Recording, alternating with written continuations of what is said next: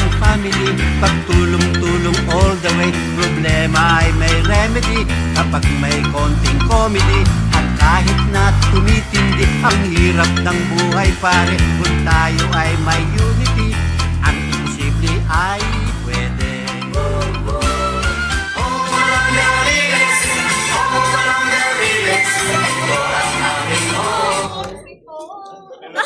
Hello everyone, and that's all. Give a round of applause to the cast of Home Alone Sarili! Thank you, Art! Magandang gabi sa ating lahat! Mga kamiyembro ko sa KN!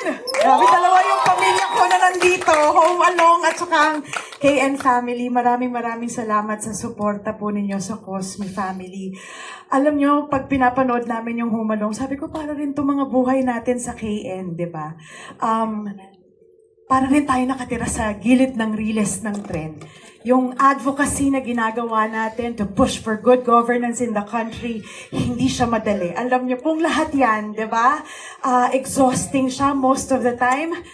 Pero there are times also na pag meron tayo mabigat na pinagdadaanan, nagtitinginan tayo, parang mga Cosme kids, nagtitinginan, tapos sabay hanap, asan si tatay? Tayo naman hinahanap natin yung mga leaders natin in the past na sana nandito pa sila ngayon, na siguro kung nandito sila, mas madali nating maipaglalaban yung mga ginagawa natin, yung mga advocacy natin, mas lalo nating may push forward kung nandyan sila. But the thing is, they're not here with us right now.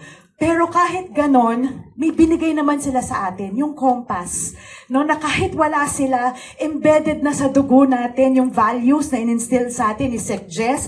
Si Tatay Kevin, nasa DNA na ng Cosme family, yung pagmamahal sa pamilya, and at the same time, yung siguraduhin na kahit gaano kagulo ang nangyayari sa mundo, meron tayong ability na hanapin pa rin kung ano yung masaya, ano yung makakabuti para sa pamilya. So, I hope kung may take away man po kayo ngayon sa panonood ng pelikula ng Home Alone Dariles, sana yun sipin natin na yung mga nauna sa atin, ng mga leaders natin, na tinitingala natin, ng mga mentors natin, mabubuhay yung legacy nila through us.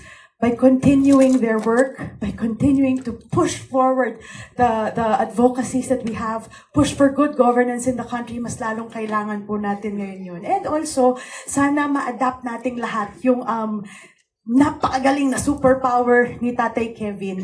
At yun yung ability na ngumiti despite all the chaos, amidst poverty, nakakangiti si Tatay Kevin Sampo ng kanyang buong pamilya. Kasi tayo sa Kaya Natin movement, di ba? Kahit mahirap, basta sama-sama tayo, alam natin, kakayanin natin! Tama! Kakayanin talaga natin yan. At ngayon, kasama po ang buong pamilya ng Home Alone, kasi po may kasabay po kayong block screening ngayon, nasa kabilang sinihan lang. Papunta na po sila ngayon dito, kaya ini-stretch po natin yung program para marinig at makita niyo po sila at makapagpasalamat din po sa inyo. Unahin ko muna po ang aming napakaganda na yaya sa buong Pilipinas! Ang may pinakamatigas na mukha sa balat ng lupa! Ang tumalo sa Creamline! Dan Cruz! Talunin namin ulit ang Creamline. Maraming salamat po sa pagpunta nyo sa block screening na ito. Dahil sa September, mga anak ng misis ko. Mga kuya, mag-behave kayo. Nandiyan si Governor Rosette. Ay, Gob! Magandang gabi po. Mga kaibigan, yung iba ko po pong mga kapatid sa Home Alone, nandito na po.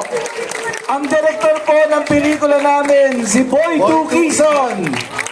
Ang dahilan kung bakit karamihan sa inyo dito ay umiiyak at namumugto ang mga mata. Nag-enjoy ho ba kayo sa pelikula namin? Sana po ay ma-inspire namin kayo dahil ho napakaganda ho ng mensahe ng pelikula namin. Ito po ay tungkol sa pamilya at parang kayo, pamilya rin. Nandito na rin po ang mga kapatid, ang kapatid ko si Claudine Barreto! At nahanap na namin namin si nanay. Galing lang kami sa simbahan. Eto na siya ngayon. Mga kaibigan, ang nag-iisang Miss Nova Villa. Pero bago yan, syempre, kakausapin muna kayo ng aking kapatid na pinakasal kay baby boy. Optimum Star, Miss Claudine Barreto. Hello po, good evening po sa inyong lahat. Maraming salamat po sa inyong lahat sa pagpanood ninyo at suporta sa pelikula namin. Nag-enjoy ko ba kayo? Yes! Sana po pinaghirapan po namin to para sa inyo. Please spread the word po and maraming salamat po sa oras ninyo at sa support ninyo. Salamat! Nag-enjoy ba kayo? Nakita ko pagsilip ko kanina marami umiiyak. Ito, nagpupunas ng luha kanina. Kita Kita namin, nakuna namin sa TV. Oo. Ay, maraming salamat po at nag-enjoy po yun, no? Nag-enjoy po kayo at sana suportahan niyo po kami ng solid dahil marami pa po kaming gustong Carbs, thank you po for your black screening at nakita kong pamilya ko sa PCL, yan. Kay Gob, Ma'am, at Ate Luigi. Yan, at sa lahat ng mga nag-I love you, parang sa loveliness yun ano ba sabihin ko? Salamat po at sana nagustuhan niyo yung Humanong Dariles na reunion. Alam niyo naman na ito ang pambansang pamilya ng 90s na medyo nawawala na po ang values sa panahon ngayon dahil sa mga nangyayari sa atin, hindi lang sa Pilipinas, sa buong mundo. At sana po makapagbalik tanaw tayo, pati mga batang manonood nito, na kung paano dapat magsama-sama ang isang pamilya. Kasi po alam naman natin, kahit anong unos o pagdaanan ng isang pamilya, ay malulusutan basta sama-sama. Di po ba? At syempre, tinatanong po nila, ay handog namin to kay Tatay Kevin dahil Father's Day. At sa lahat po ng tatay dito, Happy Father's Day sa inyo.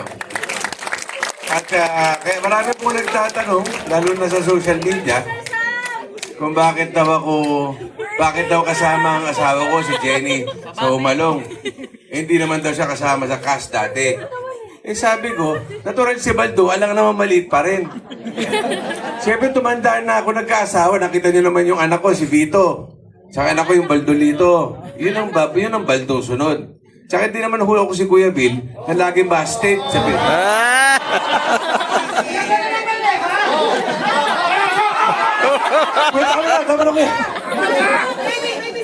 oh, saan ka? Oh, mag-walkout ka naman.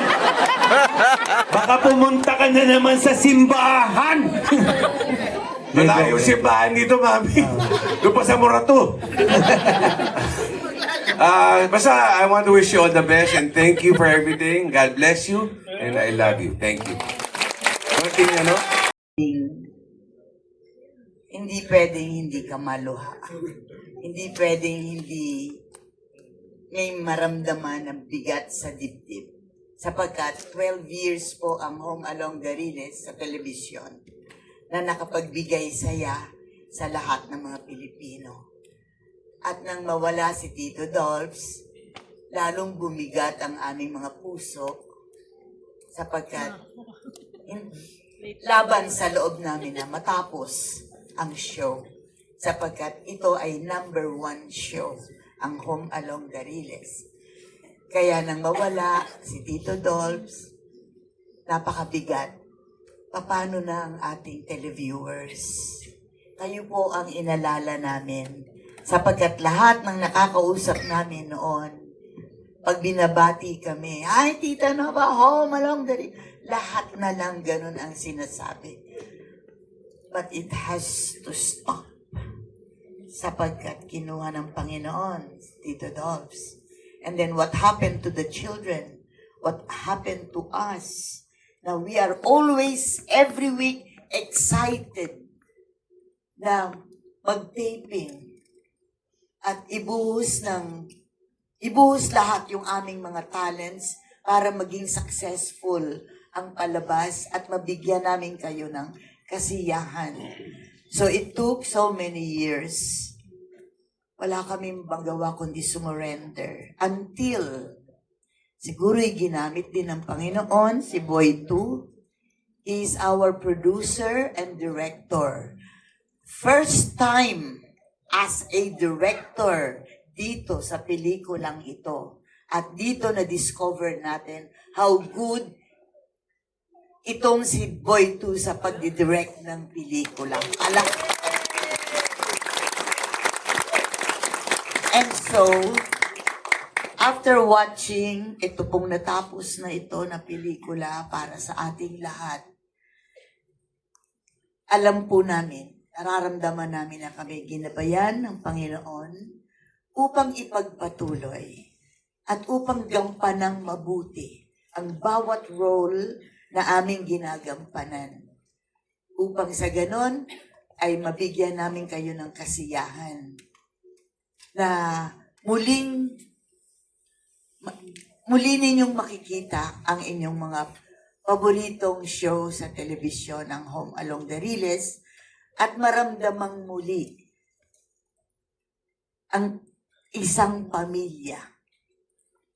Kaya ngayong gabi na inyong napanood, ipagdasal pa rin po natin na sana ay makagawa kami ulit ng part 2. Kung inyong pong naibigan ito, tulungan nyo kaming magdasal. Oo na. Gagawin na nga. Oo. Kaya, naku naman, andyan na. Okay. Anyway, maraming salamat sa inyong pagdalo, sa inyong, at maraming salamat din sa mga kaibigan namin na tumulong na mga black screening namin, matuloy ang pelikulang ito para po sa inyong lahat ito. Salamat po at abangan po ninyo ang susunod na part 2. Thank you.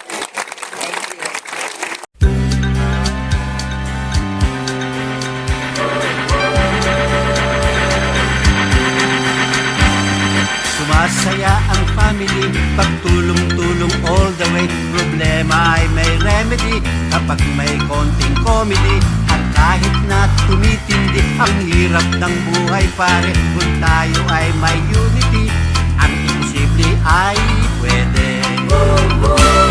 Home along the Riles, home along the Riles, ito ang aming home sweet home. Lumilindol, kumapit ka, kung ayaw mong magkabukod. Pero aming matitiis, kami ay hindi aalis. Dahil lang home alone, dahil lang home alone.